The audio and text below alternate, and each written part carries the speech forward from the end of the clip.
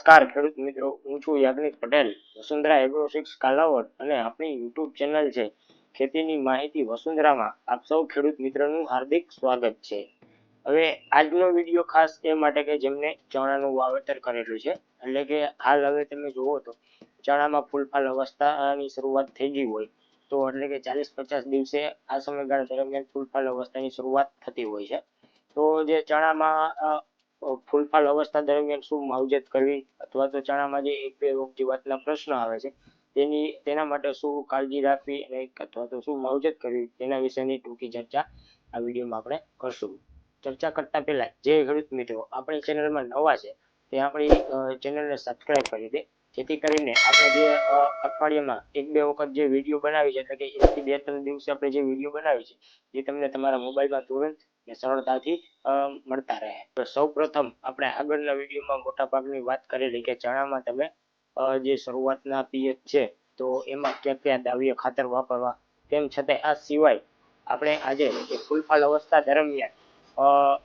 શું માવજત કરવી, તેમજ જે અમુક લીલી ઈયળનો પ્રશ્ન આવે છે, ફૂગનો પ્રશ્ન આવે છે, તેના માટે શું માવજત રાખવી, તેના માટે શું કાળજી રાખવી, એના વિશેની ચર્ચા કરીએ। હવે સૌ પ્રથમ જ્યારે ચણામાં આપણે પહેલું પિયત આપી છીએ, એટલે કે 25 થી 30 દિવસે જે પિયત આપી છે પહેલું, કેમ કે ચણાનું વાવેતર કરી છે ત્યારે એક બે પિયત આપી છે, ત્યારબાદ સીધું પહેલું પિયત આપણે 25 થી 30 દિવસે આપતા હોય તો એની સાથે જે દ્રાવ્ય ખાતર આવે છે 19-19 કે જે 20-20 છે એ વાપરવાની વાત આપણે આગલા વિડીયોમાં કરેલી। અને ત્યારબાદ જ્યારે જો તમારે પિયતની સુવિધા સારી હોય, એટલે કે 40-50 દિવસે ફાલ અવસ્થા દરમિયાન પિયતની સુવિધા સારી હોય તો તમે ચોક્કસ આ સમયગાળા દરમિયાન પિયત આપી શકો છો। પરંતુ જો તમે અગાઉ 30-32 કે 35 દિવસ પહેલા પિયત આપી ચૂક્યા છો અને જો તમારે હજી એમ લાગે છે કે જમીનમાં હજી પૂરતો ભેજ છે તો આ સમયગાળા દરમિયાન વધારે પિયત ના આપવું, કેમ કે ઘણીવાર વધુ પડતા પિયતને કારણે પણ ક્યાંક ને ક્યાંક ઉત્પાદનમાં લોસ આવતો હોય છે। અને જો લાગે છે કે આ સમયગાળા દરમિયાન તમારે પિયતની ખેંચ છે તો 100% તમે આ સમયગાળા દરમિયાન પિયત આપી શકો છો। ત્યારબાદ નેક્સ્ટ પિયત જ્યારે તમે 65 થી 75 દિવસ, એટલે કે જે પોપટા બેસે છે, પોપટા ભરાય છે, આ સમયગાળા દરમિયાન તમે પિયત આપવાની આવશ્યકતા લાગતી હોય છે। એટલે કે આ બે સમયગાળો એવો છે કે જે પિયત માટે કટોકટીનો સમય હોય છે, ત્યારે વધુ પડતી પિયતની આવશ્યકતા રહેતી હોય છે। એક પ્રશ્ન એ હતો કે છોડ પીળાશ પડે છે, મહિના દિવસનો થઈને છોડ પીળાશ પડતો હોય, તેમજ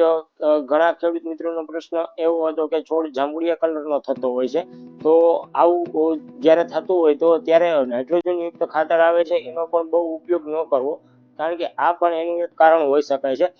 તેમજ બની શકે કે છોડ પીળાશ પડવામાં જે સૂક્ષ્મ પોષક તત્વો આવે છે એની પણ ઉણપ હોઈ શકે છે, જેના કારણે પણ છોડ પીળાશ પડી શકે છે। તેમજ વાતાવરણની આ ઇફેક્ટ છે। હવે જો તમારે જાંબુડિયાનો પડતો હોય, જાંબુડિયા કલરનો થતો હોય તો એમાં તમે જે બજારમાં આપણે જે ઝીંક સલ્ફેટ આવે છે 21%, તેમજ ઝીંક સલ્ફેટ 33% આવે છે, તેમજ ચિલેટેડ ઝીંક 12% આવે છે, એનો તમે ઉપયોગ કરી શકો છો। ઝીંક સલ્ફેટ 21% આવે છે, 75 ગ્રામ પંપમાં નાખીને સ્પ્રે કરી શકો છો, તેમજ 33% આવે છે 45 ગ્રામ પંપમાં નાખીને સ્પ્રે કરી શકો છો। ત્યારબાદ જે ચિલેટેડ ઝીંક આવે છે 12%, એ તમે 15 થી 20 ગ્રામ પંપમાં નાખીને સ્પ્રે કરી શકો છો। તેમજ પીળાશ પડવામાં જે બજારમાં ગ્રેડ 4 અને ગ્રેડ 5 ના માઇક્રોન્યુટન આવે છે એનો તમે ઉપયોગ કરી શકો છો અને સારું રિઝલ્ટ મેળવી શકો છો। આ ઉપરાંત એક હવે એટલે કે છોડ સુકાતો હોય, મહિના દિવસનો થઈને છોડ સુકારો હોય, ઘણા ખેડૂતોનું એવું કેવું હોય કે છોડ સુકાઈ જાય છે તો સુકારો છે,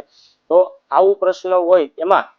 જે બજારમાં સામાન્ય રીતે આપણે જે રનિંગ ટેકનિકલ આવે છે, એટલે કે કાર્બનિઝમ મેન્કોજેબ અને મેટાલક્સિલ પ્લસ મેન્કોજેબ આવે છે, એ તમે 500 ગ્રામ પ્રતિ એકર પિયતમાં આપી શકો છો અથવા ડ્રેન્ચિંગ કરી શકો છો 40 થી 45 ગ્રામ પંપમાં નાખીને। હવે સુકારાનો પ્રશ્ન હોય ત્યારે ફૂગનાશક આવે છે એને બહુ ઉપયોગ ઉપરથી નહીં કરવો, કેમ કે જે આ પ્રશ્ન સુકારો છે એ જમીનથી છે, મૂળથી છે, એટલે બને ત્યાં સુધી પિયત અથવા તો ડ્રેન્ચિંગમાં આપવાનો આગ્રહ રાખવો જોઈએ। તેમજ તે પછી સૌથી મેઇન પ્રશ્ન છે લીલી ઈયળનો પ્રશ્ન, એટલે કે ચણામાં વધારે પડતી લીલી ઈયળનો પ્રશ્ન આવતો હોય તો બને એવું કે નોર્મલ પરિસ્થિતિ ઈયળની હોય તો એમાં તમે નોર્મલ દવા રનિંગ આવે છે એ વાપરી શકો, અને વધારે પડતી હેવી ડોઝ હોય ત્યારે જ હેવી પ્રશ્ન હોય અથવા તો હેવી અટેક હોય ત્યારે એવી દવાનો ઉપયોગ કરવો, અથવા તો બનતું શું હોય, ઘણા ખેડૂત મિત્રો એમ કહેતા હોય કે એકવાર એવી ડોઝ મારી દે એટલે પછી પાછળ લાંબો ટાઈમ સુધી જોવું ન પડે, પણ એવું નથી. જો ઓછા ખર્ચે કામ થઈ જતું હોય અને ઓછા રિઝલ્ટ સારું મળતું હોય તો ઓછા ખર્ચે કામ થઈ જાય એવું ઉપયોગ કરવાનો આગ્રહ રાખવો જોઈએ. તો મારા ખ્યાલ પ્રમાણે લીલી ઈયળ માટે જે ઇમામેક્ટિન બેન્ઝોઇટ 5% આવે છે એ તમે એક સ્પ્રે 10 ગ્રામ પંપમાં નાખીને સ્પ્રે કરી શકો છો, તો પણ લીલી ઈયળમાં એનું મારા ખ્યાલ પ્રમાણે સારું એવું રિઝલ્ટ મળી જતું હોય છે. અથવા તો 10 દિવસના ગાળે બીજું સ્પ્રે કરી શકો, એટલે લીલી ઈયળનું મારા ખ્યાલ પ્રમાણે 100% કંટ્રોલ થઈ જતું હોય છે. પણ લાગે છે કે બહુ વધારે પડતો ઈયળનો ઉપદ્રવ છે, વધારે પડતો હેવી એટેક છે, તો હેવી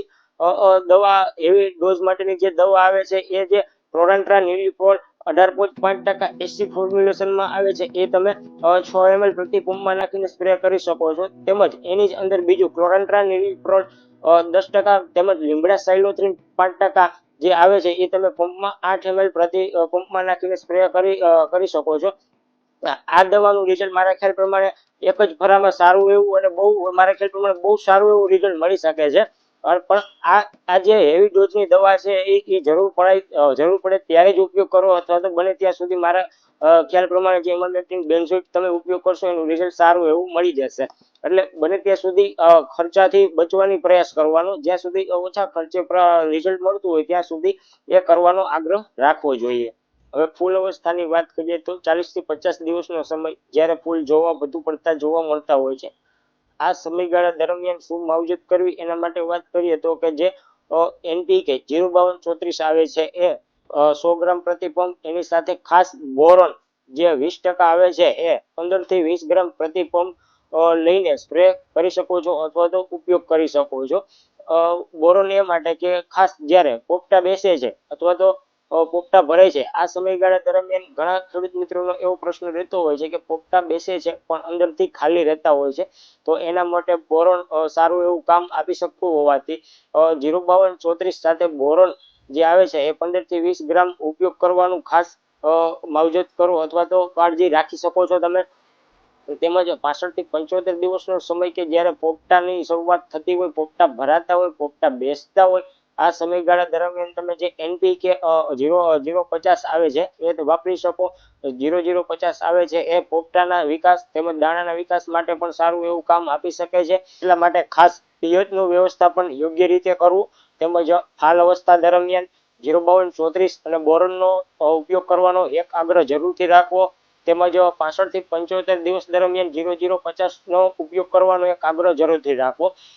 હવે વધારે પડતા ખાતરનો ઉપયોગ, નાઇટ્રોજન યુક્ત ખાતર આવે છે તેનો વધારે પડતો ઉપયોગ પણ ન કરવો. એટલે મિત્રો જે 65 થી 75 દિવસ તેમજ 40 થી 50 દિવસ દરમિયાન પિયત અને ખાતરનું યોગ્ય વ્યવસ્થાપન કરવું એની તમે કાળજી રાખી શકો છો. બસ હાલ પૂરતું આટલું જ. ફરી મળીશું નવા વિડીયોમાં નવી માહિતી સાથે, ત્યાં સુધી મને રજા આપશો.